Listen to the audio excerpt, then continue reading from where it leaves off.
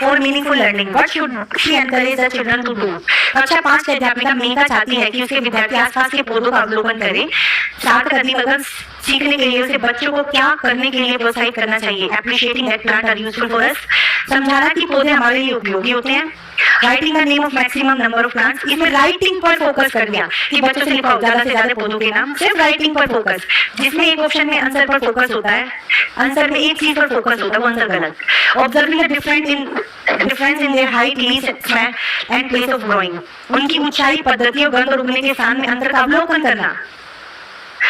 Understanding that plants are living being, ये समझाना कि पौधे सजीव होते हैं, कि कोई काम बच्चों के जिसमें काम बच्चा कर रहा है, कौन सा काम बच्चा कर रहा है, सी ऑब्जर्व कर रहा है कि बच्चे इस पौधे की हाइट इतनी, इसकी पत्तियां लगी, इनमें स्मेल कैसी है और कौन सा कैसी जगह पर ग्रो कर रहा है, तो ये बच्चा ऑब्जर्व कर रहा है। तो बच्चे का पार्टिसिपेशन जिस क्वेश्चन में सबसे ज्यादा है वही आंसर होगा, तो ऑब्जर्व यही है।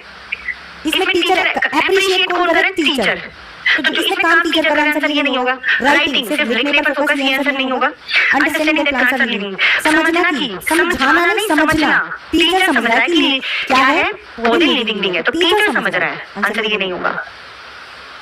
In years, children particularly enjoy learning craft and art in group because पर्यावरण अध्ययन में बच्चे शिल्पकला और चित्रकला को समूह में सीखना विशेष रूप से पसंद करते हैं, क्योंकि it promote peer learning, ठीक है, it will improve social learning, ठीक है, children become happy and respond with enthusiasm when their creative work are appreciated, ठीक है, it promote discipline in the class, जिसमें हो गया discipline, वो आंसर हो गया गलत, तो डी जिसमें वो काट दो, डी इसमें है काट दो, डी इसमें है ये काट दो, ठीक है। जब बच्चे ग्रुप में करते हैं तो पीयर लर्निंग भी होती है, तो ए, बी और सी,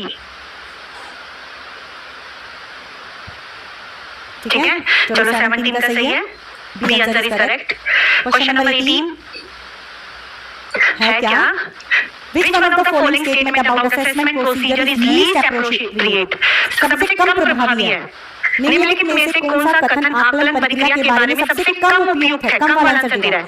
Preparing a list of learning indicators and sub-indicator makes the reporting more detailed, सीखने के संकेतकों और उप संकेतकों की सूची बनाना रिपोर्टिंग को अधिक विस्तृत बनाना, ठीक है। Remark like fair, good, very good, given an understanding about the child learning, remark से पता चलता है कि बच्चे की लर्निंग कैसी है।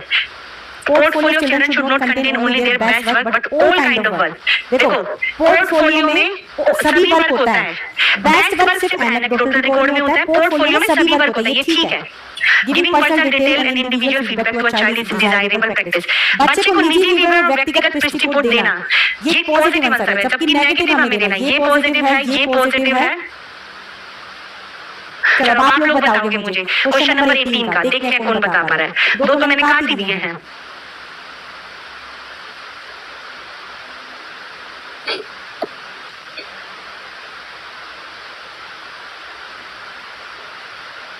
ठीक है। तो असेसमेंट में देखो गुड, वेरी गुड, फेयर करते हैं ना, गुड, वेरी गुड, फेयर हम असेसमेंट में करते हैं, पर देखो सीखने के संकेतों और संकेतों की सूची बनाना रिपोर्ट को अधिक विस्तृत बनाते नहीं, ये आंसर नहीं होगा, ये सबसे नेगेटिव आंसर इन चारों में, ठीक है। इंडिकेटर्स और सब इंडिकेटर से रिपोर्ट मिलते नहीं, इससे हमें कुछ नहीं मिलता।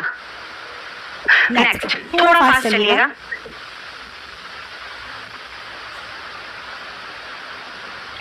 The purpose. A teacher of class 6 told her student ask more some old people if there were plants they had seen when they were young but are not seen these days. Which of the following skill is not likely to be assessed by asking this question? कक्षा 4 की एक शिक्षिका ने अपने शिक्षार्थियों से कहा कुछ वृद्ध लोगों से यह पूछे कि जब वे जवान थे तो क्या उन्होंने कुछ ऐसे पौधे देखे थे जो आजकल नहीं दिखाई देते। उपयुक्त प्रश्न पूछने जाने पर कौन सा कौशल बच्चे में नहीं डेवलप होगा। पहला प्रश्न पूछना होगा, एक्सप्रेशन, एक्सपेरिमेंट या डिस्कशन। चलो बताओ। देखो अगर बच्चा क्वेश्चन पूछेगा बड़ों से तो क्वेश्चन तो पूछेगा ये स्किल और डिस्कस भी करेगा, यानी ये दोनों तो एक जैसी हैं। एक्सप्रेशन, जब बच्चा क्वेश्चन पूछता है डिस्कस करता है तो उसकी भी एक्सप्रेशन होती है ना, और एक्सपेरिमेंट नहीं कर पाता। एक्सपेरिमेंट यानी कि किसी चीज को प्रूव करना होता है, प्रूव नहीं कर रहा है इसमें टीचर बच्चा। Read the following question, in questions को रीड करो। How well did I plan for the activity, मैंने क्रियाकलाप की योजना कितनी अच्छी बनाई। How well did I follow the plan, मैंने योजना का अनुसरण कितना अच्छा किया। व्हाट वर माय स्ट्रेंथ, मेरी शक्तियां क्या हैं। What exactly did I find difficult, मुझे सचमुच में कठिन क्या लगा। ये क्वेश्चन है। Answer to the above 4 type of question with compromise, किस टाइप के क्वेश्चन है। Summative assessment by the teacher, children self assessment, teacher self assessment of teacher and student both। जल्दी बताओ, ठीक है। ये जो 4 क्वेश्चन है, ये 4 क्वेश्चन कौन करता है, बच्चे भी कर सकता है, टीचर भी कर सकता है, ठीक है। देखो पहले समेटिव तो है नहीं, वो अपने आप असेस कर रहा है। चिल्ड्रन सेल्फ असेसमेंट इसमें भी आ गया ना, तो ये आंसर इसी में आ गया, तो आंसर ये आएगा। टीचर भी देखता है कि मैंने जो क्रियाकलाप करे वो कितनी, जो मैंने एक्टिविटी बनाई कितनी अच्छी। टीचर भी ये क्वेश्चन करता है अपने आप से, बच्चा भी, दोनों करते हैं अपने आप को एनालाइज करने के लिए। और देखो जब भी ऐसा क्वेश्चन है ना, ये वाला आंसर इस आंसर में ऑलरेडी है, तो बड़ा आंसर दो, बड़े वाला आंसर दो। Question number 21, teacher always begin by conducting activity followed by question and discussion. The objective of conducting activity and question and discussion is to, एक शिक्षिका हमें क्रियाकलापों को कराने के बाद प्रश्न और चर्चाओं का संचालन करता है। क्रियाकलापों, प्रश्नों और चर्चाओं के संचालन करने का उद्देश्य है assess the children process skill, बच्चों की प्रक्रिया कौशल को आकलन, provide an opportunity to the children to explore, बच्चों को खोजने का अवसर देना, provide an opportunity to the children to express themselves, बच्चों को अपनी अभिव्यक्ति का अवसर देना, discriminate between the children based on their pace of learning, बच्चों में उनके सीखने की गति का विभेद करना। बताओ ये हो गया डी गलत, डी किस किस में काट दो, किसमें है और इसमें है, दो तो गए कट। अब आप लोग बताओ,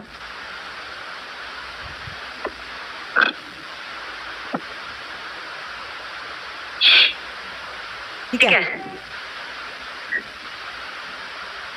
क्या होगा, ठीक है। तो क्या आएगा, डी कट गया, तो सी आंसर बचा ना। Next, which of the following should be the indicator of assessment in EVS, निम्नलिखित में पर्यावरण अध्ययन में आकलन के लिए संकेतक नहीं होना चाहिए। शुड नॉट, जो मैंने पहले नोट नहीं पढ़ा था पर इसमें नहीं पढ़ लिया, नहीं होना चाहिए। तो ये गलती यानी कि कोई भी कर सकता है, आप भी कर सकते हो, मैं भी कर सकती हूँ।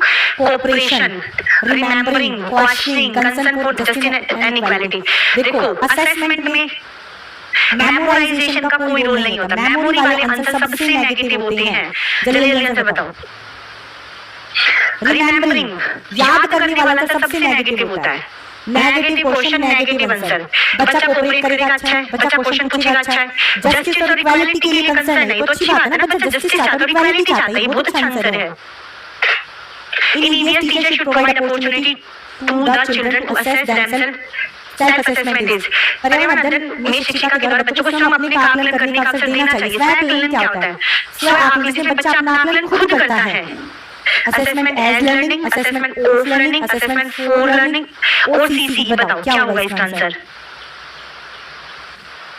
देखो बच्चा पीयर असेसमेंट और सेल्फ असेसमेंट किसमें करता है, असेसमेंट एज लर्निंग। याद रखना जब मैं इवैल्यूएशन टॉपिक कराऊंगी, टॉपिक जब समझाऊंगी, बच्चा पीयर असेसमेंट इसमें करता है, सेल्फ असेसमेंट पीयर असेसमेंट इसमें करता है बच्चा। Which technique is used in the rating scale, rating दिया जाता है, रेट बच्चे की परफॉर्मेंस को रेट देना है। रिटन क्वेश्चन, असाइनमेंट, ऑब्जर्वेशन या चेकलिस्ट, रेट दिया जाता है। बताओ देखो नहीं क्वेश्चन क्या है, रेटिंग स्केल में कौन सी तकनीक का उपयोग किया जाता है। देखो रेट, पहली बात तो असाइनमेंट होता है कि बच्चों को काम करने के लिए दे दिया, ठीक है। रिटन क्वेश्चन और असाइनमेंट सेम आंसर दे रहे हैं। असाइनमेंट में बच्चा काम करेगा, आंसर देगा। क्वेश्चन, रिटन क्वेश्चन, यानी ये दोनों सेम आंसर दे रहे हैं, दोनों कट गए, ठीक है। अब बचा चेकलिस्ट। चेकलिस्ट और रेटिंग स्केल दो टेक्निक है मेजरमेंट की। तो चेक रेटिंग में रेट दिया जाता है, चेकलिस्ट में यस और नो में आंसर दिया जाता है। तो क्या हो गया, observation. Rating scale teacher observe करके रेट देता है बच्चे की परफॉर्मेंस को, ठीक है। देखो असाइनमेंट इसलिए नहीं होगा, असाइनमेंट में बच्चा आंसर को रिटन आंसर देता है, रिटन क्वेश्चन में। तो ये दोनों क्वेश्चन कट गए। Which of the following is not a tool for formative assessment of learning in EVS? देखो कौन सा फॉर्मेटिव असेसमेंट का नहीं है। देखो अचीवमेंट टेस्ट होता है समेटिव SA, तो इसलिए कौन सा portfolio, rating scale, anecdotal record, ये तीनों SA है फॉर्मेटिव असेसमेंट। तो कौन सा नहीं है, समेटिव नहीं है। Next, which of the following should be avoided while assessing children in EVS? कौन सा हमें अवॉइड करना है जब हम बच्चे को असेस करते हैं ईवीएस में? बच्चे के सीखने की गुणात्मक आकलन सही है, बच्चे के उत्तरों को सही या गलत में आकलन। Discuss what we have learned given at the end of each chapter of EVS text book class 5 using indicator for assessment. आकलन के संकेतों का उपयोग करें। ठीक है, बताओ क्या आंसर लग रहा है आप लोगों को?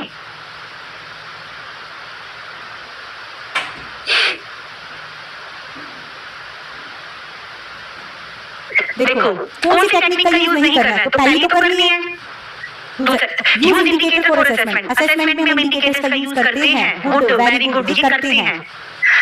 नेक्स्ट, कक्षा 5 के ईवीएस पाठ्यपुस्तक में प्रत्येक पाठ के अंत में दिए गए आज हमने क्या सीखा?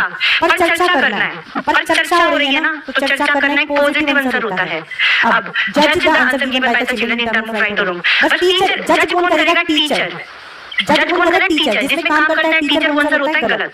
तो बच्चे के उत्तरों को सही या गलत में आना, सही है या गलत है, ये काम कभी भी नहीं करना है। Which of the following is not a broad indicator of EVS assessment? निम्नलिखित में से EVS में आकलन का एक व्यापक संकेतक नहीं है। Concern for equality, mapping, cooperation, concern for justice. बताओ, EVS का नहीं है।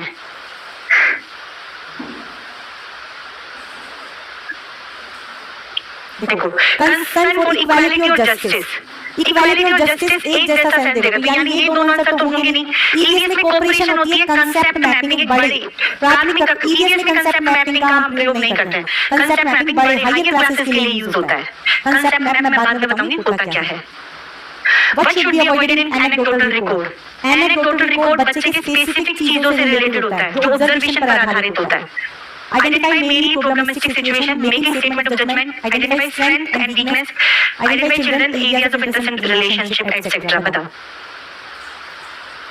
anecdotal record में क्या नहीं करना है?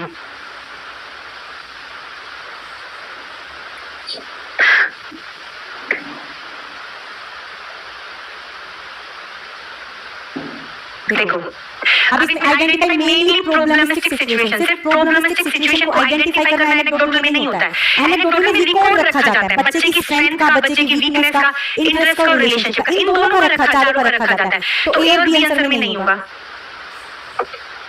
Which of the following is not correct with respect to formative assessment? कौन सा करेक्ट नहीं है? It is important monitor student progress को मॉनिटर करता है। Any information on learning of child can help in formative assessment. It is to be reported in every quarter of report card. It helps the teacher in taking timely action for enhancing learning. बच्चे की learning बढ़ाता है, ठीक है। इससे छात्र की प्रगति की निगरानी रहती है, ठीक है। इस रिपोर्ट कार्ड की हर तिमाही में रिपोर्ट किया जाता है। इससे बच्चे के सीखने की कोई भी जानकारी रचनात्मक आकलन में मदद करती है। देखो, असेसमेंट हर तीसरे यूनिट टेस्ट में हो, ये जरूरी नहीं है। देखो, अब क्वार्टरली लिख दिया ना, कौन सा था? क्वार्टरली यानी हर 3 महीने बाद, नहीं, हर फिक्स टाइम पे 3 महीने बाद करना है, तो समेटिव हो जाएगा। Which of the following is not consistent with the requirement of EVS curriculum at primary level? It should equable the learner with knowledge, skill and to enter the world, ठीक है। It should inculcate learner concern for environment. It should engage learner in acquirement. It should suit cognitive level.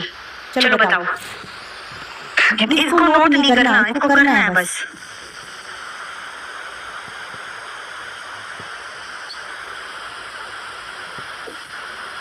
देखो, निम्नलिखित में से कौन सा प्राथमिक स्तर पर पर्यावरण अध्ययन की पाठ्यचर्या की आवश्यकता के अनुरूप नहीं है? उसे काम की दुनिया में प्रवेश के लिए शिक्षार्थी में ज्ञान एवं कौशल, देखो ये बच्चे में ज्ञान और कौशल में लैस करना प्राथमिक शिक्षा में नहीं है। ये ऑक्यूपेशनल स्किल है, ज्ञान और कौशल में इतना बना दिया ताकि उसको बाहर जाकर वो नौकरी कर ले। तो ये सबसे नेगेटिव आंसर है। पर्यावरण अध्ययन की पाठ्यपुस्तक में कविता और कहानियों को शामिल करने का कौन सा उद्देश्य नहीं है? It develop interest in the subject, it have change in routine and monotonous content, it provide fun and enjoyment, it promote imaginative and creative. जल्दी बताओ क्या आंसर होगा, थोड़ा हम जल्दी करेंगे।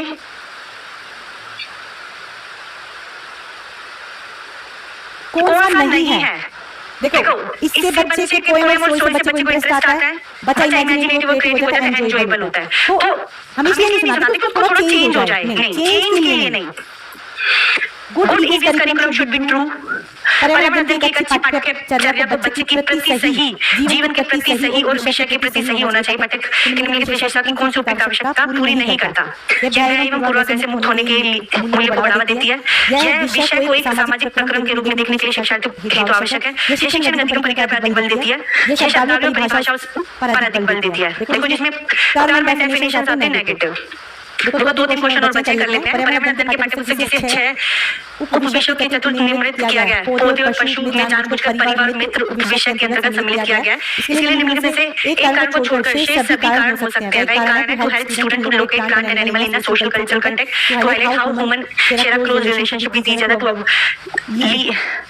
इस बात को उभारना कि किस प्रकार कुछ समुदाय के जीवन और आजीविकाएं विशेष पशु और पौधों से घनिष्ठ रूप से जुड़े हैं। विद्यार्थियों को विज्ञान के दृष्टिकोण और पौधों से पशुओं को समझने में सक्षम बनाना। जल्दी बताओ।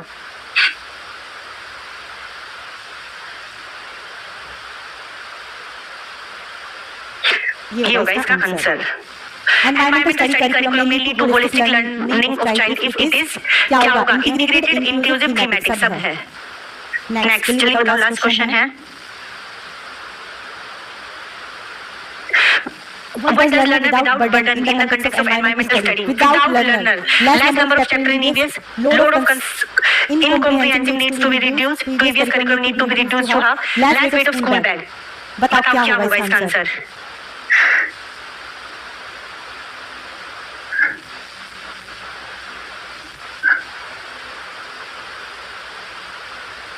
देखो पर्यावरण में कि बोझ के बिना सीखना, बोझ के बिना सीखना यानी कि अब बोझ का मतलब होता है कंसेप्ट समझ के सीखना। तो आंसर इज बोझ का भार कम करने की जरूरत है, यानी कि समझ के साथ सिखाओ, इंटरेस्ट आएगा। ठीक है, चलो नेक्स्ट क्लास में मिलते हैं। Bye, take care.